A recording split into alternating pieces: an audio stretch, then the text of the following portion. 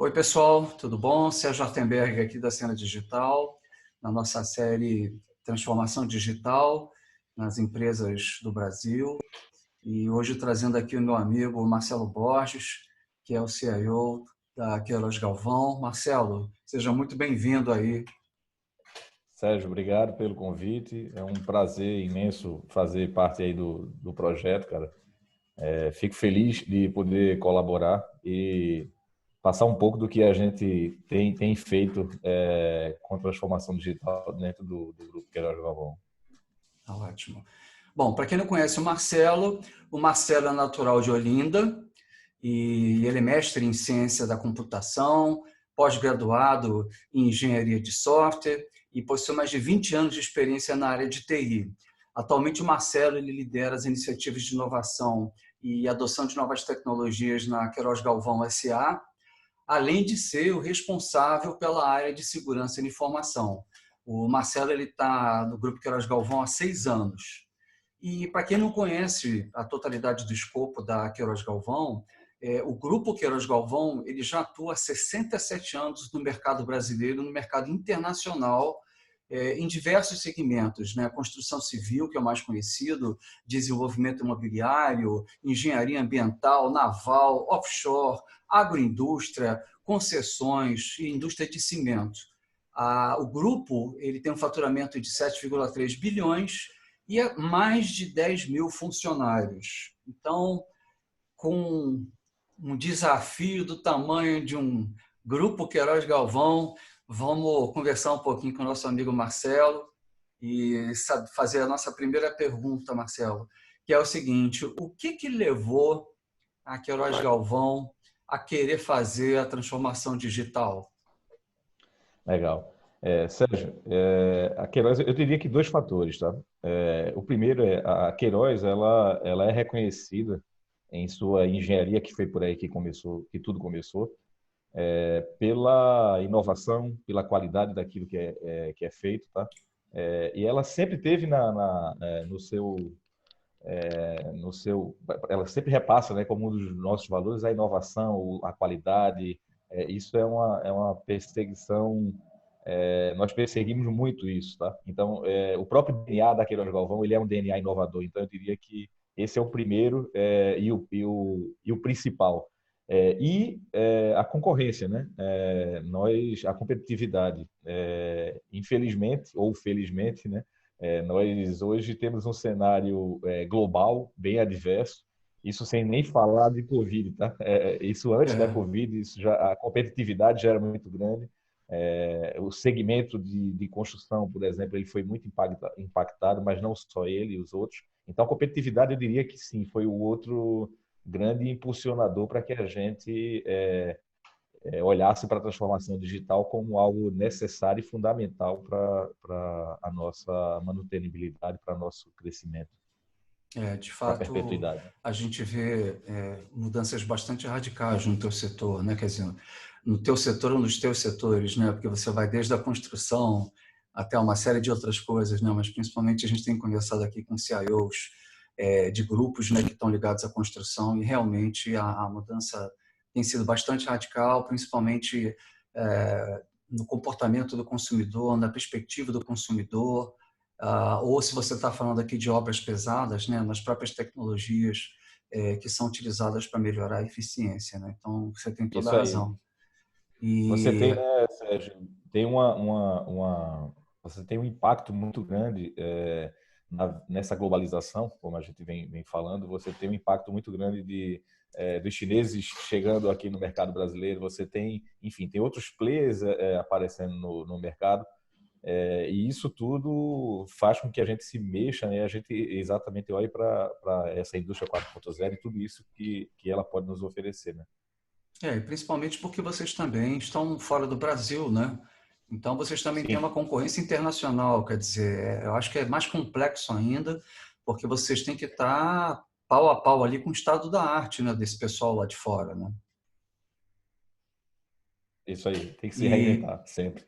é, Tanto na e engenharia quanto no que muda ela, né? entendi. E como é que vocês começaram a se estruturar? Como é que vocês estão estruturados hoje desde os aspectos estratégicos até o aspecto de estruturação organizacional da empresa, da TI. O que vocês fizeram aí para botar isso em andamento? Ok. Sérgio, há alguns anos, quando eu cheguei no grupo, né, a missão era a gente tornar a TI parte do grupo, né? Ou seja, a gente fazer com que a TI ela se encaixasse nas necessidades do grupo Queiroz Galvão. A gente tinha essa necessidade. A TI, naquele momento, ela ainda era muito reativa e a gente precisava avançar com os projetos, avançar, enfim, com toda uma transformação digital, com todas as necessidades que o grupo tinha em relação à tecnologia da informação. Então, a gente iniciou um planejamento estratégico na época, com sessões de design thinking. Nós identificamos o que seria, quais seriam os pontos, né, a serem atacados e quais seriam as opções que teríamos para atacá-los, né? Então, assim, nós movimentamos e nos envolvemos com todo o business, né? Então, a gente chegou literalmente lá na ponta da cadeia até o topo, né? Enfim, a gente foi de uma ponta a outra, mapeando todos os processos que nós tínhamos e vendo quais eram as nossas vulnerabilidades e de que forma a gente podia transformar a empresa, tá? Então, esse foi um trabalho duro, mas que certamente foi o que nos deu nos deu o caminho, né? Nos fez pensar no como e de que forma seguir. Então, essa estruturação que foi feita, né, todo esse projeto e depois esse planejamento estratégico de tecnologia da informação, acompanhando o planejamento estratégico do grupo, óbvio, a gente conseguiu pôr para caminhar pôr para iniciar essa nossa jornada aí na transformação digital, tá? Então, após o Design Thinking, como eu te falei, nós mapeamos tudo aquilo o que necessitávamos fazer. Encontramos, na época, grandes barreiras, tá? Não é fácil. Nós encontramos um cenário onde tínhamos aplicações em COBOL, nós tínhamos muita coisa legada. Então, resolvemos atuar em duas frentes, tá, Sérgio? Nós reimplantamos o ERP, por exemplo, tá? Foi uma das necessidades. A gente identificou que o ERP, da forma como ele tinha sido implementado, a gente usava alguns módulos do ERP e muitas aplicações eram desenvolvidas internamente. Então, a gente refez todo esse cenário, né? Essa infraestrutura que eu chamo de TI, mas não infraestrutura no sentido de infraestrutura no sentido do que é básico, né?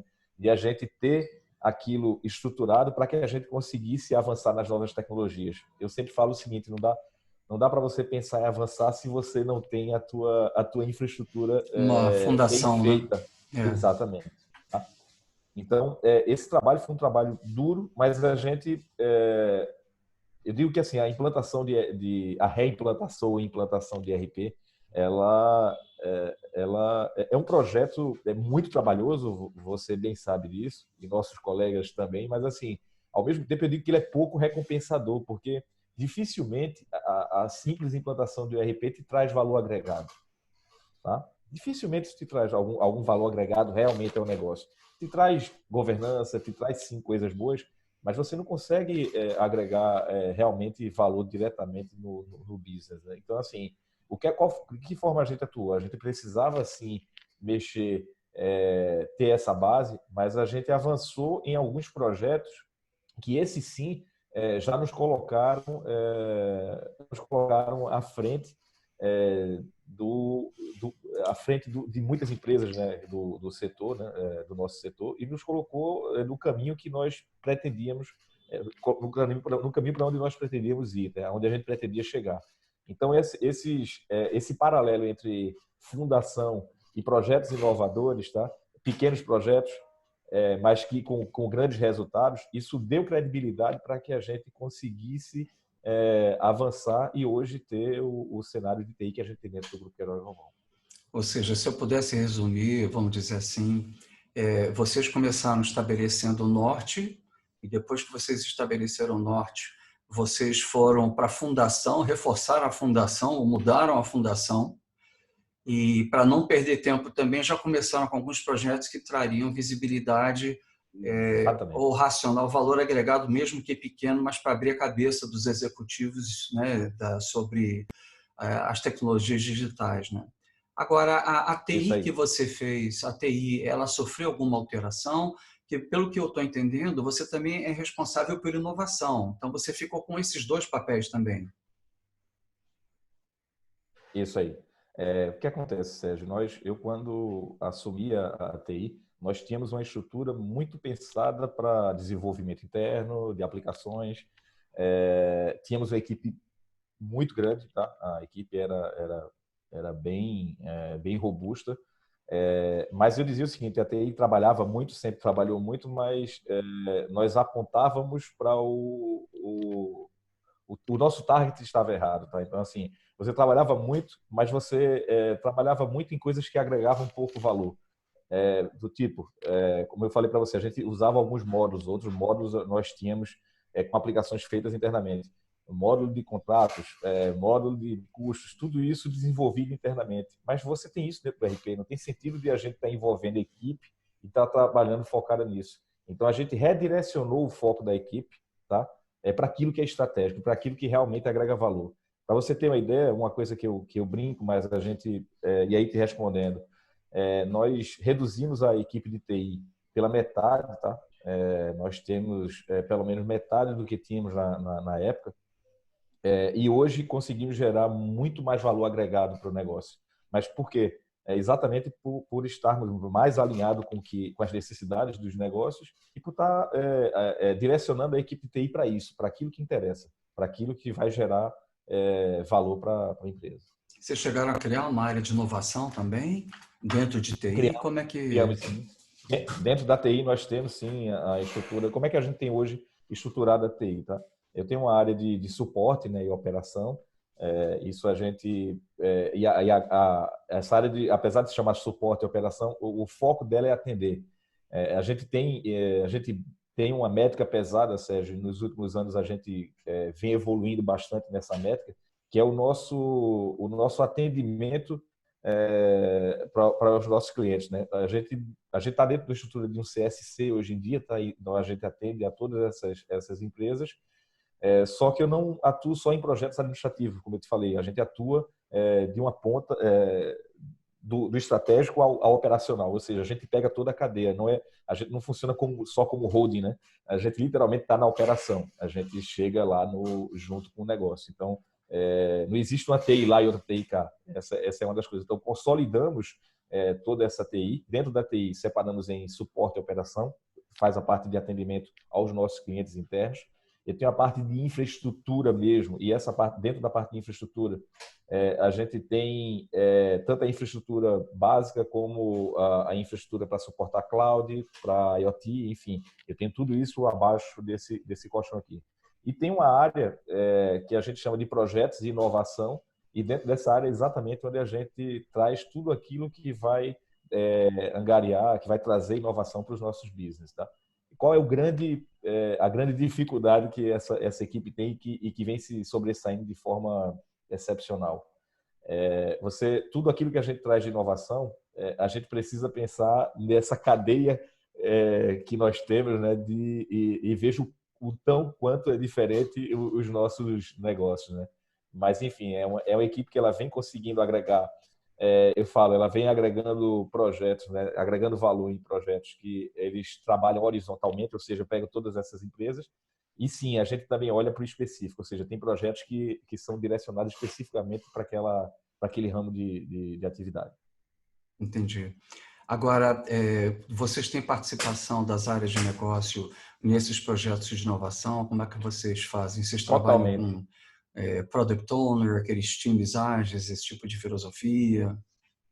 Isso aí. Nós temos sim metodologias ágeis implementadas na TI. Essa equipe de inovação, ela basicamente roda em cima de Scrum, tem um pouco de Kanban. A equipe de operação é Kanban puro, assim como a de suporte, tá, Sérgio? A gente tem um pool de ferramentas que nos ajudam nisso também, obviamente.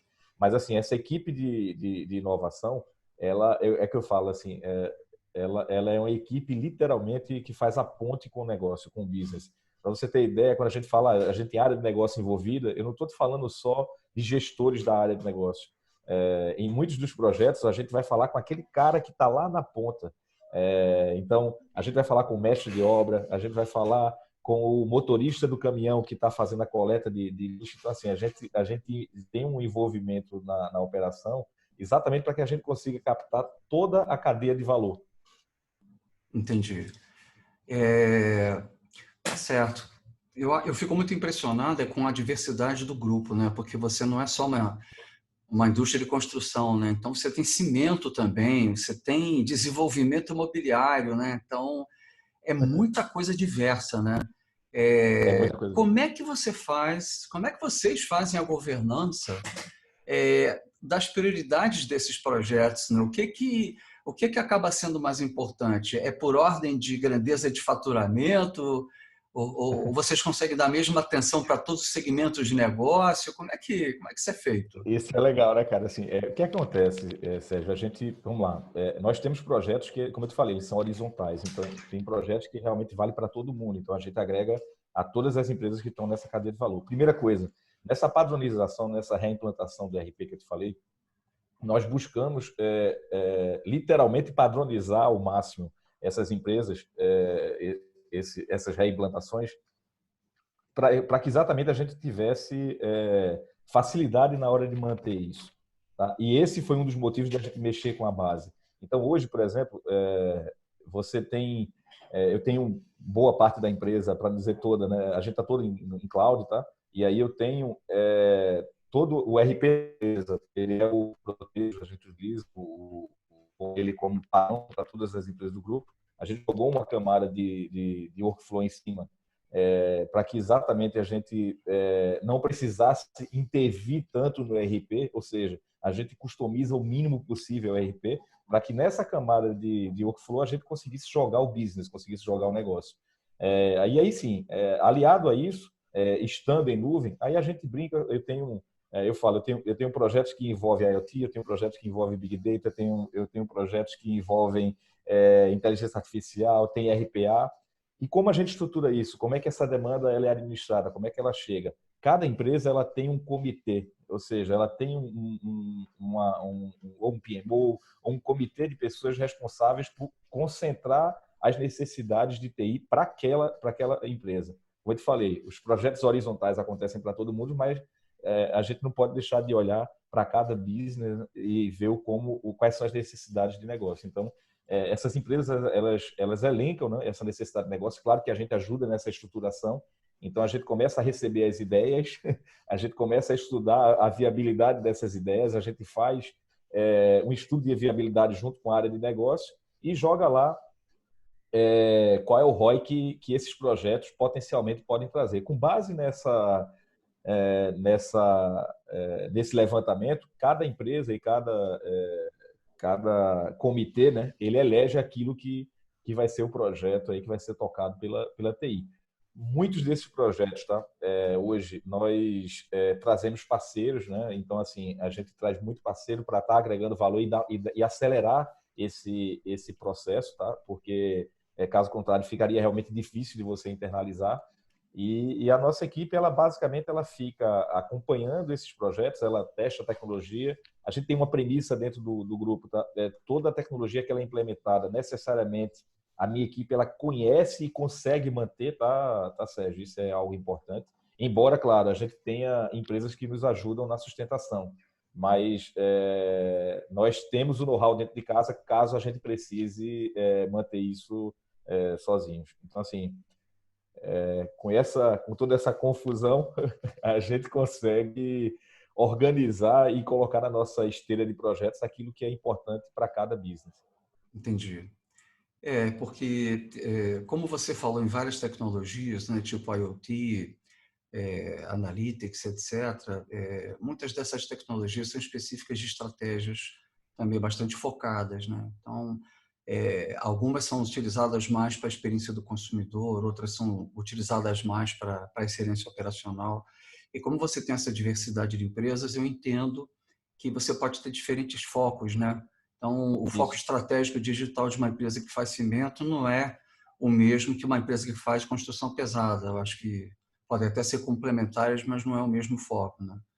É verdade. Então, isso gera aí, eu acho que uma complicação adicional, né? Mas é bastante É, interessante. E do ponto eu de só vista de falo. Oi, resultado, o que que você o que que você poderia compartilhar com a gente? O que que vocês conseguiram aí em termos legal. de tecnologias? A primeira coisa, Sérgio, e eu diria que é a principal, é redução de custos, tá? A gente precisava se tornar mais competitivo. Lembra que lá no início eu te falei que, além do nosso DNA inovador, a competitividade foi outro fator importante para que a gente conseguisse tocar esses projetos. Eu sempre brinco com o seguinte: a cada real que a gente investe em TI, ele tem que retornar 5, 6, 10, 15 mil reais em business, tá? Então, isso é um mantra que a gente tem dentro da TI, porque assim, não adianta a tecnologia pela tecnologia. A gente hoje abre o leque, você vê a quantidade e a diversidade que a gente tem de fornecedores e bons fornecedores com diversas tecnologias, mas é o que eu falo, a melhor tecnologia é aquela que vai se encaixar no teu custo e vai te dar o melhor resultado para o teu business, tá? Então, acho que essa é a melhor tecnologia. Então, redução de custos foi o que a gente alcançou. A gente teve, sim, uma redução de custos assim muito considerável tanto dentro da estrutura global da empresa, né, quanto em estruturas de negócios para cada ramo de atividade. Então, a gente teve, sim, uma redução bem significativa. Fora uma própria redução com os custos com TI. Tá? Como eu te falei no início, hoje eu tenho metade da equipe que eu tinha e eu não fiz essa redução, não foi simplesmente uma substituição de pessoas por serviço. A gente realmente conseguiu enxugar e focar naquilo que necessitava. Esse foi um dos grandes. O outro grande ganho a agilidade que a gente tem hoje para decisão. Então, nós hoje criamos meios para que a tomada de decisão ela fosse mais precisa, tá? E fosse mais ágil. Então, esse hoje também é outro grande ganho que a gente teve nesse processo. Um outro ganho que a gente tem grande nesse projeto como um todo é a nossa agilidade de resposta ao nosso cliente. Hoje a gente tem uma agilidade de resposta para as demandas de negócio muito maior, tá? Então hoje a gente consegue literalmente tocar projetos ou suprir uma necessidade específica, tal qual como foi essa da Covid agora, a gente consegue de forma muito rápida trazer essa resposta para a empresa. E por fim, como assim fechando os 4 principais itens, eu te diria que foi a melhoria de governança, tá? E de controle dos nossos processos. Ou seja, nós fomos a primeira empresa do ramo de construção civil a tirar a certificação de compliance, tá? E para fazer isso e para manter todas as ISOs, enfim, e o nível de qualidade que a gente tem na nossa cadeia produtiva, a gente precisava trabalhar forte com tecnologia. E foi isso que foi implementado, tá, Sérgio? Entendi. Bom, mas para você chegar a esses resultados aí incríveis, né, que você está falando, vocês devem ter enfrentado alguns desafios interessantes, né? Acho que você já Sim. falou de um ou de outro aí, mas eu queria que você explorasse um pouco mais para a gente aí, para compartilhar com o pessoal. Quais são os desafios que uma empresa como a de vocês enfrentou ou ainda pode estar eventualmente enfrentando? Tem um desafio que eu sempre elenco ele como um dos principais, embora o segundo seja tão importante quanto, tá? O cenário econômico, tá? E o mercado, como a gente tinha falado no início, esse desafio ele foi grande porque o mercado de construção ele foi muito impactado no Brasil. Então, isso teve sim um impacto grande nos nossos projetos. A gente precisou medir muito e vender muito internamente os nossos projetos. A gente precisava ter a certeza absoluta que naquilo que a gente estava investindo, a gente ia conseguir trazer resultado para a empresa. Então, o cenário econômico, ele certamente mexeu muito. E aí, assim, estamos cá novamente com o mesmo cenário pós-Covid, e esse cenário ele vai vai se estender para muitas empresas, infelizmente. Então, assim, eu te diria, e um conselho que eu já dou de cara para os amigos é avaliar bem o ROI de cada projeto, principalmente a partir de agora, porque o caixa das empresas vai estar baixo, a gente vai ter uma dificuldade financeira grande e a gente precisa olhar com muita atenção para aquilo que a gente vai estar fazendo. A cultura empresarial, e aí esse é o segundo item que eu acho que todo mundo é um mantra, né, que se repete, mas que também esse cenário de Covid, hoje eu tive a oportunidade de escrever até algo sobre isso. Eu acho que esse cenário da Covid, ele tem uma brincadeira do WhatsApp, você deve ter recebido também, que diz que a Covid, quem acelerou a transformação digital na sua empresa, né? E aí você tem lá a Covid como É. uma das grandes opções. Mas é verdade, eu acho que a Covid, esse cenário todo, ele trouxe, ele vai trazer, eu acho que, uma mudança sensível na relação entre as pessoas e essa mudança, ela vai refletir no negócio, entendeu, Sérgio? Então, eu acho que literalmente eu digo, o que é que muda a humanidade, né? É guerra e pandemia. Se você for olhar para a história, as grandes mudanças as grandes transformações que nós tivemos foi em cima de um desses dois fatores. É, outro ponto que eu elenco como desafio é você identificar e escolher os teus parceiros internos e externos, tá? Essa é uma escolha fundamental para que todo esse projeto ele seja implementado de forma eficiente, coerente e que traga resultados para a empresa. Então, eu te diria que a identificação e a escolha desses parceiros ela é fundamental. O parceiro interno, ou seja, os parceiros de negócio, e os Sim, parceiros externos, tá? Isso é com certeza. fundamental.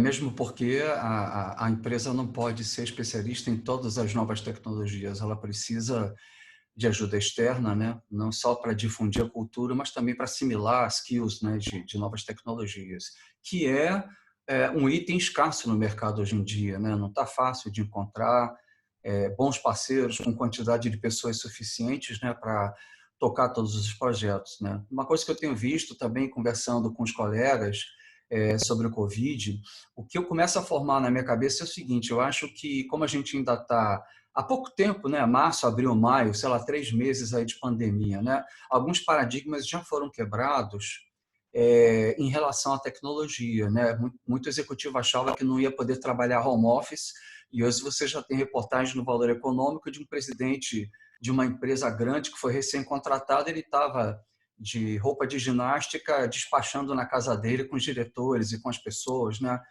Super à vontade, né? Então, eu acho que esses primeiros meses são meses de quebras de paradigma.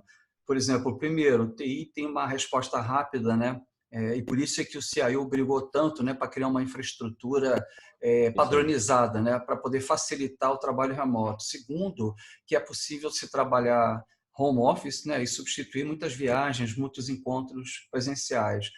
Eu acho que, e eu espero que isso não aconteça, mas se o isolamento ele continua, muitos negócios estão fadados a situações muito difíceis, né? E aí eles vão ter que, à força, repensar os seus modelos de negócio, né? Que é a essência de uma transformação digital, repensar o modelo de negócio em relação à nova economia. E agora a gente está com uma nova economia de low touch, né? Ou seja, uma nova economia onde você não tem contato humano e que para algumas indústrias isso é fundamental, principalmente se você for vender, sei lá, carro, se você for vender, né, supermercado, né, se você for vender eletrodoméstico. Então é interessante que a gente começa a ver coisas nesse sentido. Eu estava lendo antes da nossa entrevista, o presidente do Walmart falou que aumentou 40% as vendas deles de algumas categorias de itens que estão ligados à pandemia. Então, por um lado, eles estão com 40% a mais de venda, mas, por outro lado, a cadeia de suprimentos está extremamente fragilizada, porque nem todo mundo que pertence à cadeia está preparado para isso, né? Então, no final das contas, o supermercado que está na ponta, ele acaba vendendo mais, mas ele fica com falta de produto, né? Então, é um Verdade. paradoxo esse negócio, né? Você ter ideia, Sérgio, assim, complementando o que você está falando, eu estava assistindo outro dia uma palestra e aí a pessoa comentou que a Philip Morris Eles estão num projeto de transformação digital para reinventar o business. Você imagina esses caras, eles estão querendo matar o cigarro, né? Ou seja, e eles vão ser uma empresa, eles não sabem do que ainda. Mas você vê que é interessante. E eu acho que, como você comentou, acho que muitas empresas vão ter que pensar dessa forma, eles vão ter que reinventar o business. Eles vão ter que pensar que ele não tem uma empresa que vende cigarro, ele tem uma empresa que tem uma distribuição logística boa, ele tem uma cadeia que já valoriza isso. Então, acho que a gente vai ter, sim, muita gente se reinventando. Isso é verdade. Bom, você já tinha mencionado algumas lições, mas então vamos entrar um pouco nesse tema, né? O que você pode compartilhar com o pessoal em termos aí de lições aprendidas? Uma, você já falou de escolher bem os parceiros, né? E isso aí ficou Verdade. claro. Você falou também de que os projetos têm que ter um ROI, um retorno sobre investimento consistente, né? Para você até não desvalorizar a iniciativa. Que outras lições vocês aprenderam aí no caminho? Acho que eu acho que assim uma das eu citei aqui, mas não fui taxativo. Acho que além do ROI, que a gente comentou, porque isso sempre é importante, Sérgio, mas eu acho que a iniciativa é da gente construir projetos juntamente com as unidades de negócio. Esse eu diria que é um dos principais fatores de sucesso dos projetos, tá? Ou seja, não é um projeto que saiu da cabeça de gerentes ou de, enfim, não é projeto que saiu da cadeia de comando ou que saiu da TI. Foram projetos que foram feitos e desenvolvidos com quem está realmente na operação, quem está lá na ponta da cadeia, com quem sente a dor. Então, a gente foi para lá para construir junto com essas pessoas esses projetos. Então, assim, esse é o primeiro conselho que eu dou. Vai lá na ponta, conversa com quem está na operação. Claro que você tem que conversar com o board, mas quando você consegue ter esse conhecimento do todo, certamente a gente vai errar menos e vai ter um projeto com maior sucesso. Tá? Entendi. Esse eu diria que é um dos maiores aprendizados que a gente tem, juntamente com os outros que você já comentou. Tem um outro que eu também falei subliminarmente, mas assim, a escolha da tecnologia. A gente tem que ter muito cuidado com a escolha da tecnologia. E aí, assim, a gente você tem que avaliar bem, porque eu vejo muito, e talvez é uma coisa natural de quem já foi desenvolvedor, de quem é de TI, né? Ah, não, tal coisa, tal tecnologia é nova, vamos colocar ela aqui. Ah, é legal, blockchain, super legal, vamos ver o que é que a gente faz. E não é isso. Na realidade, eu acho que a gente tem que olhar para o negócio, perceber o que é que o negócio exige e ver como a gente vai conseguir melhorar aquilo ali, como a gente vai transformar aquilo de forma que aquilo fique bem eficiente, que traga mais valor agregado. E aí sim, você passa para a escolha da tecnologia. Então, eu diria que a escolha da tecnologia ela é outro fator fundamental de sucesso. E aí, aliado a isso, repetindo, vem a escolha do parceiro. Você tem que ter o parceiro certo para a tecnologia certa. Tá? Isso eu acho que é outra coisa que a gente tem que olhar bem. Por fim, cara, eu te elenco a questão da cultura, né? Você conseguir incorporar a cultura digital dentro da empresa. Você tá incentivando com que as pessoas elas usem a TI, elas cheguem na TI, elas surgiram projetos, elas olhem para o seu processo e vejam como melhorar. Então, eu te falo que hoje, dentro da empresa, a gente tem zilhões de ideias que as pessoas se sentem à vontade para colocar em prática. Ou seja, na hora que a gente consegue espalhar essa cultura digital dentro da empresa, certamente a gente tem boas ideias ali e dessas boas ideias saem bons projetos, desses bons projetos saem bons resultados. Você está me fazendo lembrar algumas entrevistas que eu fiz, onde os colegas eles falam que no começo os executivos da empresa são muito céticos em relação a essas novas tecnologias, né? Então, você não tem muito dinheiro para investir e tal. Quando começa a dar resultado, a É isso aí. mesa vira completamente, todo mundo quer para si a tecnologia mais moderna e aí, bum, o pessoal avança em cima, né? É muito engraçado, né, esse mecanismo de oferta e demanda, né? E é por isso, Sérgio, aquela estratégia que eu comentei com você lá no início. A gente atuou em refazer a nossa base, mas a gente já começou com algumas iniciativas desse tipo. Exatamente por isso, para que essas iniciativas dessem esse gostinho aí, né?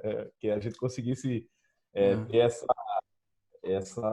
essa pegada aí que acontece naturalmente, tá? Na hora que esses projetos eles entram, que eles conseguem cumprir com aquilo que foi planejado, que foi pensado, né?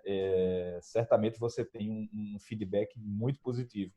E É aí, um, por último, acho que é exatamente em cima disso que a gente está falando, acho que vale a pena comentar o seguinte: recentemente participando de várias palestras, enfim, eu escuto muita.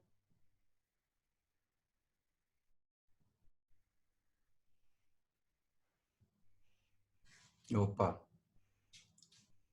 acho que o nosso amigo aqui... Oi, Sérgio, Opa, desculpa, caiu aqui. nada. Então, eu escuto muitas pessoas perguntarem recentemente, mas espera aí, a partir de agora, então, com a transformação digital, com a Covid, a gente vai ter espaço para conseguir apresentar projetos. E várias vezes eu respondi exatamente o que eu vou te falar agora. A Covid, sim, ela quebrou, a gente já comentou sobre isso aqui, ela quebrou alguns paradigmas, mas eu acho que não dá para a gente colocar só na conta da cultura, entendeu? Eu acho que tem muito do movimento do CIO, da pessoa que está liderando a transformação. Eu acho que a gente tem que procurar isso, a gente tem que comprovar, a gente tem que procurar meios de demonstrar para quem está no board que sim, esses projetos são importantes, eles vão trazer resultado para a empresa. Então, eu acho que tem um pouco do papel do CIO, de a gente se questionar todos os dias e ver como a gente pode se melhorar e melhorar o nosso trabalho. Na realidade, o que você está falando me remete a um pensamento que é o seguinte, né? A gente vê no mercado cada vez mais as pessoas, as empresas querendo contratar não CIOs necessariamente, mas pessoas de área de negócio que têm afinidade com tecnologia, porque o CIO tradicional, ele é um tomador de pedido. E, na realidade, hoje você tem que ser um bom e velho vendedor. Aquilo que a gente falou sobre você criar demanda, você trazer valor e, com isso, criar demanda, na realidade, isso se chama vender. Né? Isso E aí. você está vendendo, você tem que vender uma visão digital para a sua empresa, né? Uma visão de que vale a pena investir numa nova fundação, trocar o RP, ter sistemas integrados para que você jogue para a nuvem e depois você comece a ter microserviços e uma arquitetura que alavanque todos os aplicativos e tecnologias novas que a empresa queira ter. Então, isso precisa ser vendido e eu acho que esse é o principal papel do CIO nesse momento da tecnologia digital que você tão brilhantemente aí tá fazendo aí na Queiroz Galvão, né? Meus parabéns aí. Obrigado, Sérgio. E você tem alguma observação adicional que você gostaria de fazer?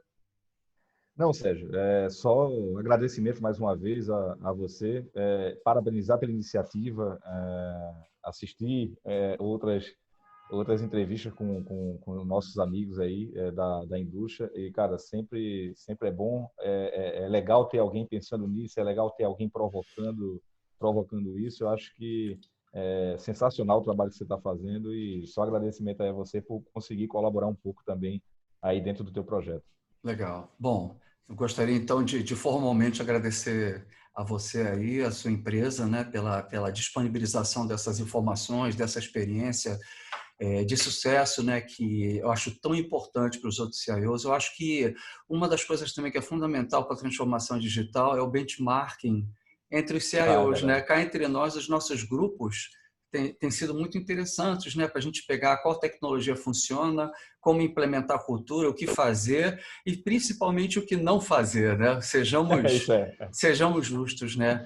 Te é verdade. agradecer muito, colocar para o pessoal também à disposição o seguinte: eu vou estar colocando aqui nos comentários o meu e-book, que é totalmente grátis aí, sobre transformação digital do Conceituação. Estou colocando também o meu webinar sobre introdução à transformação digital. Se vocês gostaram desse vídeo, marquem aqui, tornem-se nossos seguidores, né? E principalmente contribuam. Se vocês acham que tem alguma empresa brasileira que vale a pena entrevistar, falem comigo, deixem aqui nos comentários que eu vou fazer isso aí com o maior prazer.